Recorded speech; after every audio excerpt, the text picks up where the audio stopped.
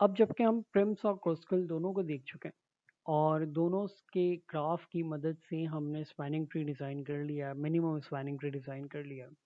तो एक एग्जांपल और करते हैं ताकि आपको अच्छी तरह आइडिया हो जाए कि क्रस्कल और प्रिम्स एल्गोरिथम कैसे वर्क करते हैं। तो ये एक एग्जांपल है मेरे पास। इसका वेटेज भी इस वक्त फ़िलहाल तो यूनिक नहीं है। 5 और 5 देखें, 2 डिफरेंट वेट्स मौजूद हैं, सॉरी 2 सेम वेट मौजूद हैं। लेकिन अगर मैं और ज़्यादा सेम वेट लेता तो पॉसिबिलिटीज़ काफ़ी हो सकती थी, लेकिन मुमकिन है शायद इसमें पॉसिबिलिटी एक ही है, क्योंकि ज़्यादा फ़र्क नहीं है। सिर्फ एक ही वेट ऐसा है जो कि रिपीट हो रहा है। तो अगर मैं इसे क्रुस्कल एल्गोरिथम की मदद से सॉल्व करूंगा तो क्रुस्कल क्या कहता है कि सबसे पहले स्टार्ट करें वहां से जहां किसी भी एज का मिनिमम वेट है, यानी ए से बी तक। इसके बाद वो क्या कहता है, उस तरफ बढ़ते चले जाएं जहां वेट इंक्रीज हो रहा हो। पहले 1 ले लिया था, अगर 1 की कोई और एज मौजूद होती तो उसे भी साथ कंसिडर कर लेते, लेकिन 1 की कोई और एज मौजूद नहीं है और इसके बाद जो लोवेस्ट एज है वो है 2।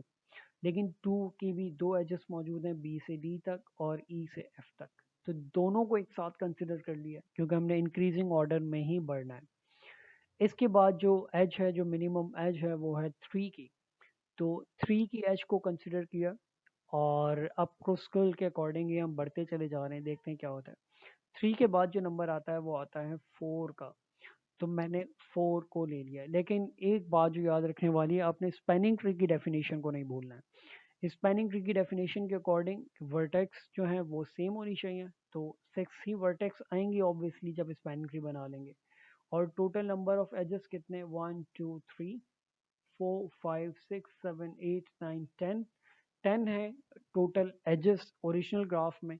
लेकिन जो स्पैनिंग ट्री का ग्राफ बनेगा वो v-1 होगा, तो यानी 5 एजेस होंगे उसमें। और अगर मैं इस 4 को ले लेता हूँ, दूसरी चीज़ कि वो डिस्कनेक्टेड भी नहीं होगा और कोई साइकिल नहीं होगा। लेकिन अगर मैं इस 4 को कंसिडर करता हूँ तो यहाँ एक साइकिल बन रहा है, यहाँ एक साइकिल बन रहा है और स्पैनिंग ट्री की डेफिनेशन कहती है कोई साइकिल मौजूद नहीं होना चाहिए।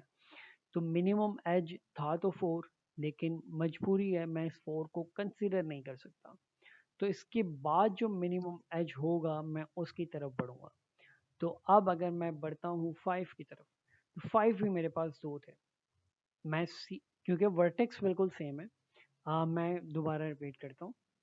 मैंने बी से जब इंक्रीजिंग ऑर्डर में गए थे तो 2 डिफरेंट वर्टेक्सेस थी, यानी ई से एफ तक भी 2 है और बी से डी तक भी 2 है। लेकिन जब हम सी की तरफ जा रहे हैं तो सी में वर्टेक्स एक ही ऐड हो रही है और उस वर्टेक्स के 2 डिफरेंट पाथ्स हैं और दोनों का वेट सेम है।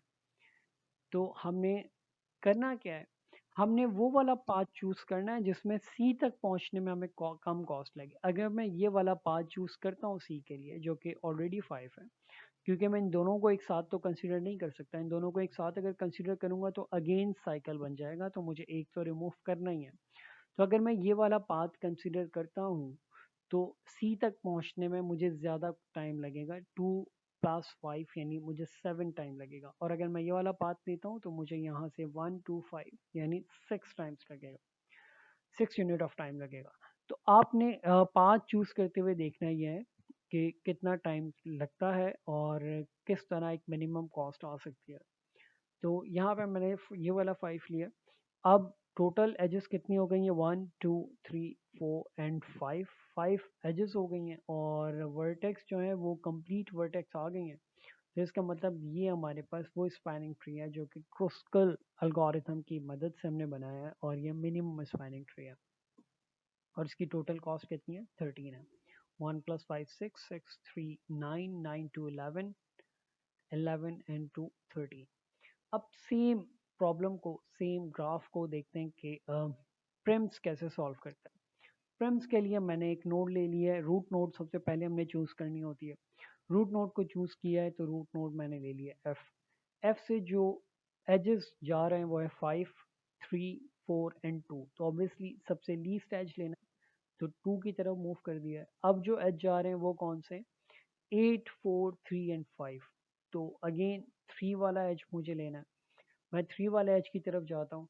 तो अब कौन से एजेस हैं जो मौजूद हैं, उनमें मौजूद है 1 5 2 4 ये वाला 5 एंड 8। तो इन सब में जो लीस्ट एज है वो है 1 वाला। और इसके बाद जब मैं लीस्ट एज चेक करता हूँ तो अब मेरे पास जो मैं कंपेयर कर रहा हूँ वो है 7, 5, 2, 4, 8 एंड दिस 5, क्योंकि 6 वाला तो अभी तक पहुंचा नहीं है। तो 6 के अलावा बाकी तमाम रिमेनिंग एजेस जो हैं वो कंपेयर हो रहे हैं। तो जब वो कंपेयर होंगे तो जो 2 वेट वाला है वो ऑब्वियसली सबसे कम है। और इसके बाद जब मैं कंपैरिजन स्टार्ट करता हूँ दोबारा अगेन, तो तमाम एजेस में जो सबसे छोटा एज आता है वो अगेन 4 का आता है, क्योंकि अब 4 से बड़े सारे एज मौजूद हैं। जब 4 का एज आएगा तो मैं 4 का एज ले नहीं सकता, क्योंकि अगर मैंने 4 का एज लिया तो अगेन वो क्या हो जाएगा, वो फिर से एक सर्कल बन जाएगा, एक साइकिल बन जाएगा, और मुझे साइकिल अवॉइड करना है। तो उसके बाद मुझे अगेन फिर से 5 की तरफ बढ़ना है, और 5 में भी मैं वही एज सेलेक्ट करूँगा जो कि कम वेट वाला होगा। तो कम वेट वाला ए की तरफ से जो है 5 आता है, और अगर मैं इस तरफ से 5 की तरफ जाऊँगा तो 7 वेट आता है टोटल। तो ये स्पैनिंग ट्री है, देखने में दोनों अगेन सेम ही है, लेकिन ये इत्तेफाक हो गया कि दोनों स्पैनिंग मिनिमम स्पैनिंग ट्रीज जो हैं वो सेम आए प्रेम्स और कोस्कल से। लाजिम नहीं है कि जब हमारे पास वेट डिफरेंट ना हो, यानी कोई ऐसा, जैसे यहाँ मैंने यहाँ पे 2 और 2, यहाँ 5 और 5 लेके कोशिश की थी कि मेरे पास डिफरेंट मिनिमम स्पैनिंग ट्रीज हैं, लेकिन इत्तफाकन जो है वो दोनों सेम आ गए।